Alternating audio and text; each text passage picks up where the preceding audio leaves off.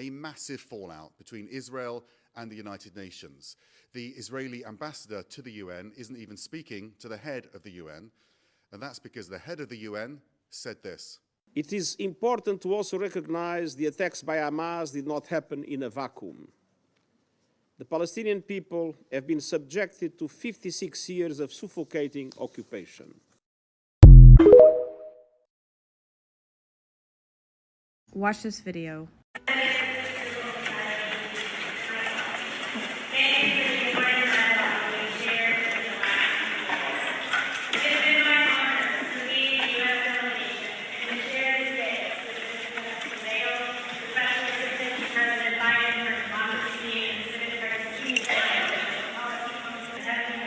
Look at that. On civil and political rights, without distinction of any kind.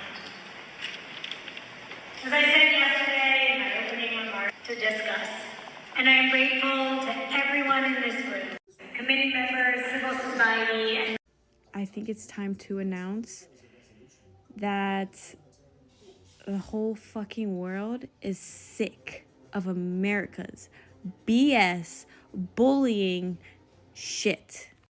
And this is exactly what I have constantly been saying. You guys have to understand, this is a huge ordeal. Like, this is big.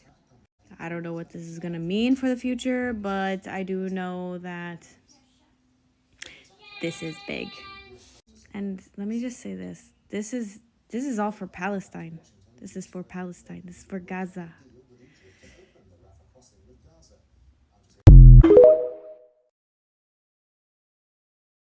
Albert Einstein once said, when a real and final catastrophe should befall us in Palestine, the first responsible for it would be the British. Out of 15 NATO country members that voted on the Gaza ceasefire deal, 12 countries voted in favour of ceasefire. 3 countries didn't. One of those countries was the United fucking Kingdom. Completely, get out of here! Our government at one point or another has had all of our collective blood on their hands. And even after all of the bloodshed, we came together as a kingdom united. Pish posh! Oppression, the Scottish remember. War, the Welsh remember. Death, the Republic of Ireland and Northern Ireland remember. We gave the Palestinian land away. We did it. Or did you forget? Because the Palestinians remember. Please let us speak. What we need to do is call for a ceasefire. Call your representatives and demand it. And it's funny how we voted in Rishi Sunak, my guy. Thank you for the news. It's funny how we voted in Rishi Sunak because he's supposed to represent all of our diversity. Long, you are an apartheid and genocide enabler, and history will remember you as such. May your name live forever, Rishi Sunak. May you live forever. Chucky Allah! Chucky Allah! Up the resistance! Up the resistance! Our day will come! Our day will come! If you hate Rishi Sunak, clap your hands. If you hate Rishi Sunak, clap your hands. If you hate Rishi Sunak, if you hate Rishi Sunak, hate Rishi Sunak, clap your hands. Free Palestine! The irony of history. Today the British Prime Minister Rishi Sunak arrived at the King David Hotel in Jerusalem, and as Biden, he expressed his solidarity with the Israeli people. Yet, let's rewind 77 years ago to 1946, and the same hotel was bombed by a group called the Irgun, which was a group led by the ex-Prime Minister Menachem Begin. All right?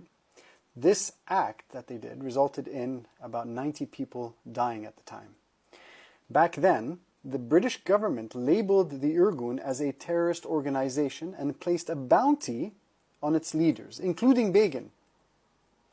Fast forward to today, and the British Prime Minister stands in that very hotel demonstrating solidarity with a nation whose foundations are intertwined with such terrorist events. I think the irony is very clear. As they say in England, that's the pot calling the kettle black. I'm going to leave you with this quote. Loyalty depends on personal interests.